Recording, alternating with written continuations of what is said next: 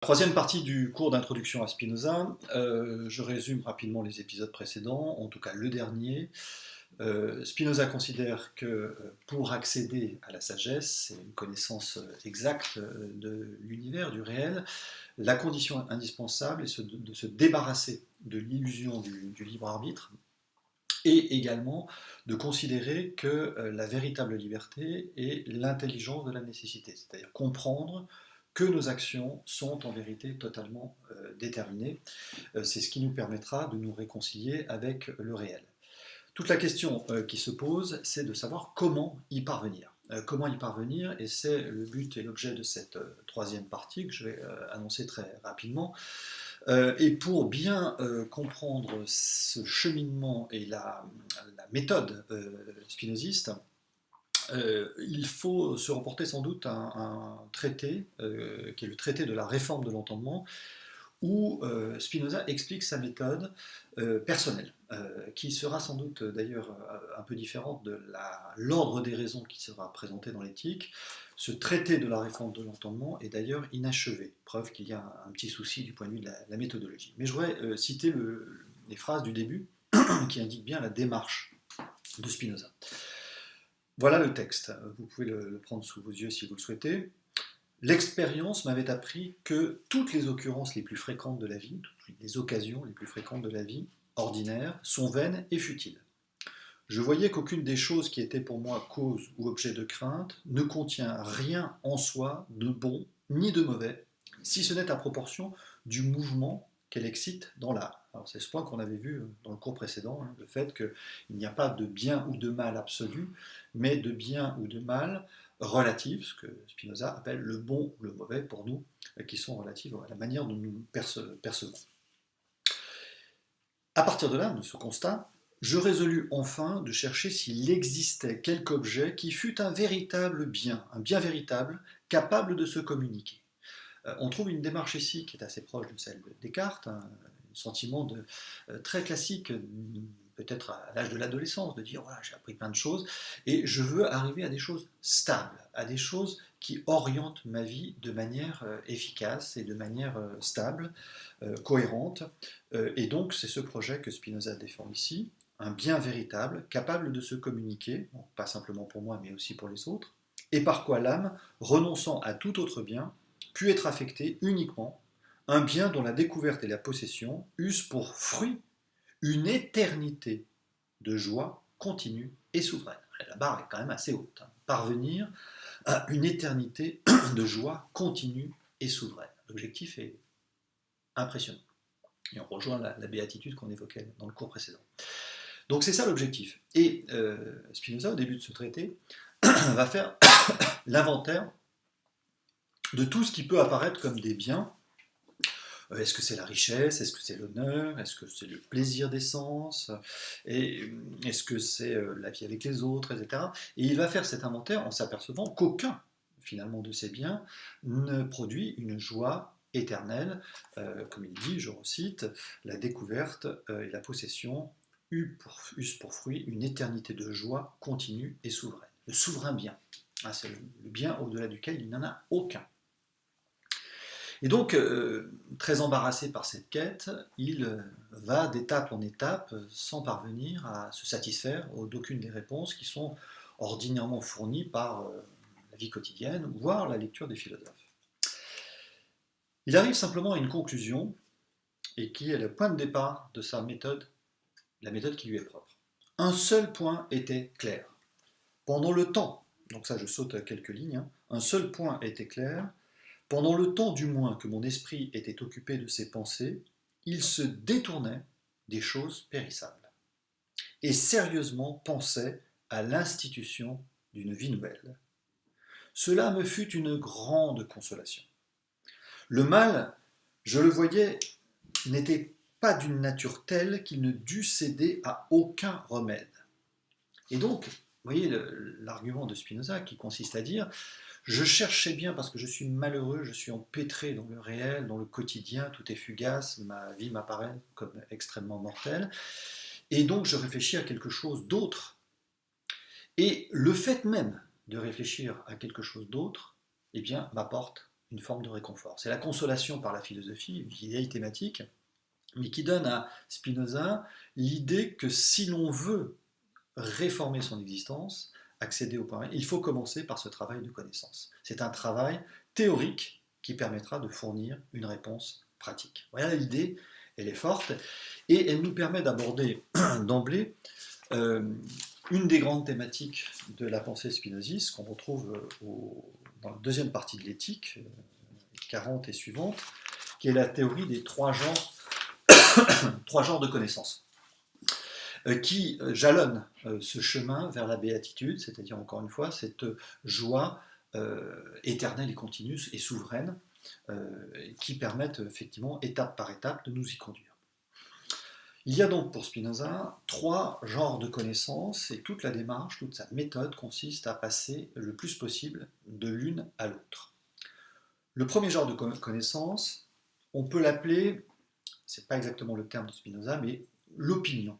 C'est le plus bas, de ce point de vue-là, Spinoza est proche de Platon. C'est celui de l'opinion fausse, de la doxa, des croyances, des imaginations. C'est la connaissance à travers la singularité et les simples signes que nous offre le réel, que des choses singulières, donc rien d'universel ni de général, et que des traces et pas de causes. Pour dire les choses de manière un tout petit peu plus précise, sans rentrer dans le détail, c'est ce que Spinoza appelle la connaissance par ouï-dire. On m'a dit de faire, et donc j'obéis. Ce sont les préjugés, finalement, ce qu'on n'examine pas, mais que l'on pense, ce que l'on pense spontanément, parce qu'on a appris comme ça, et qu'on n'interroge pas.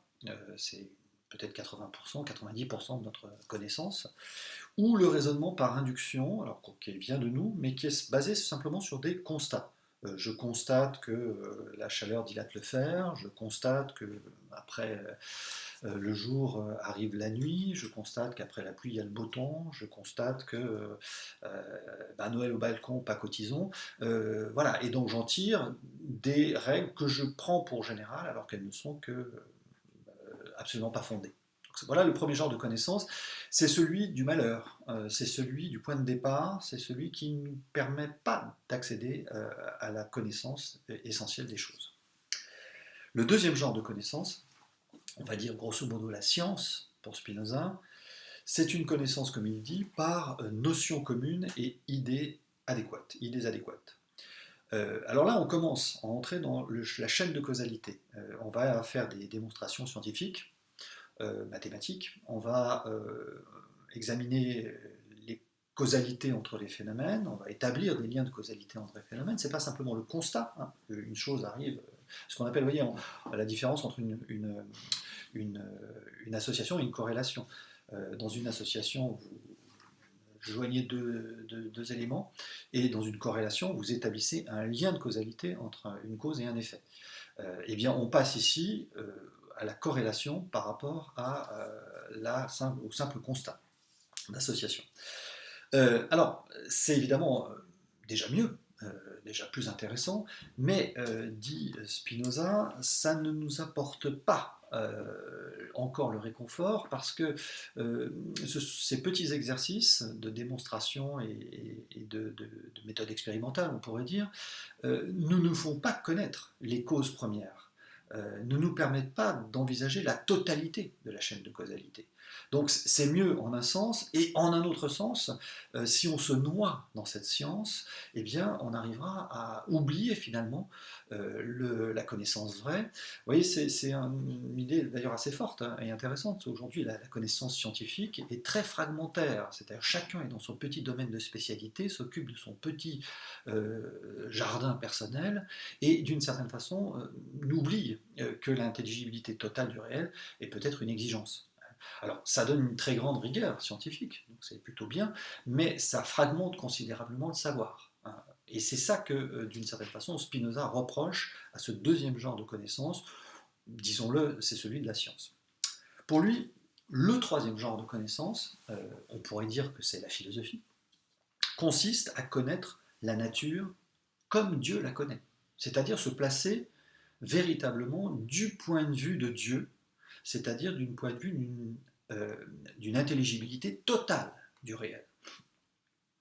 On est là, soyons clairs, vous vous souvenez du cours sur Hegel, très proche du savoir absolu hegelien, c'est-à-dire l'idée de parvenir à une capacité d'interprétation globale du monde. Selon ce point de vue, il n'y a plus de contingence. Il n'y a pas de scission, il n'y a pas non plus, vous voyez l'effet pratique immédiat, de passion triste, c'est-à-dire tous ceux qui nous faisaient croire qu'une chose était mal, puisque rien n'est mal dans la mesure où tout est déterminé. Et si tout est déterminé, tout a une bonne raison d'exister, et donc le mal n'existait pas. Donc le bonheur du sage consiste à parvenir à ce troisième genre de connaissance, ce qui est une tâche difficile, qui suppose un considérable travail sur soi, c'est-à-dire se débarrasser de ces passions tristes qui nous empêchent d'accéder à cette connaissance du vrai. C'est là où intervient, et tout de suite en connexion avec cette théorie de la connaissance, une vision pratique de cette connaissance, avec une distinction fameuse, après ces trois genres de connaissances qui existent chez Spinoza, la distinction entre les passions, la joie et la tristesse, ce que Spinoza appelle les passions tristes par rapport au savoir, à la joie que procure la connaissance souveraine.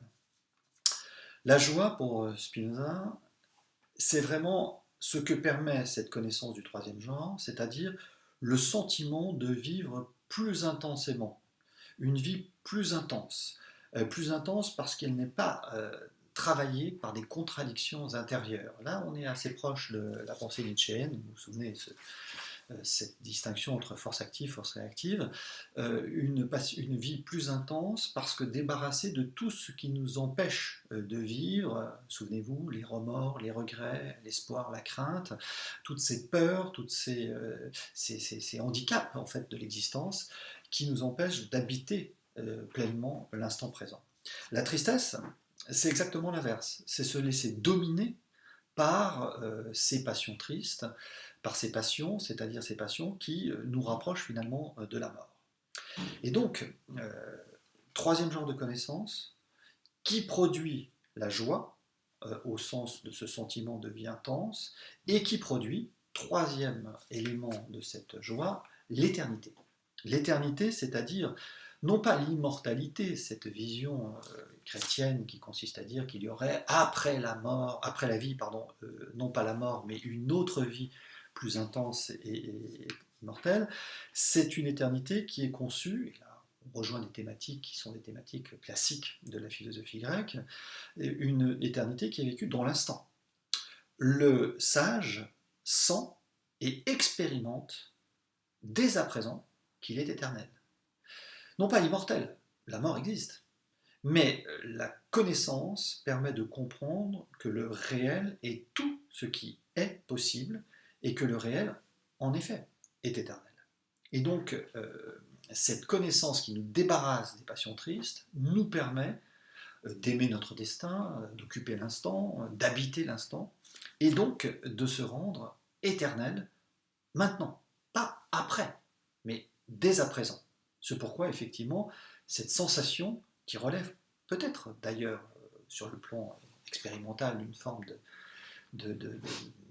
d'attrait pour une expérience mystique, cette sensation, c'est l'idée que l'éternité, c'est pas demain, c'est maintenant. L'éternité est accessible dès à présent, à condition de la travailler fortement par cette organisation et ce cheminement de la connaissance. Donc, à partir de là, le vrai sens de la vie, eh bien, le vrai sens de la vie, c'est d'accéder à ce troisième genre de connaissance qui est synonyme de béatitude. Je cite quelques passages de l'éthique qui sont très emblématiques de ce point de vue-là.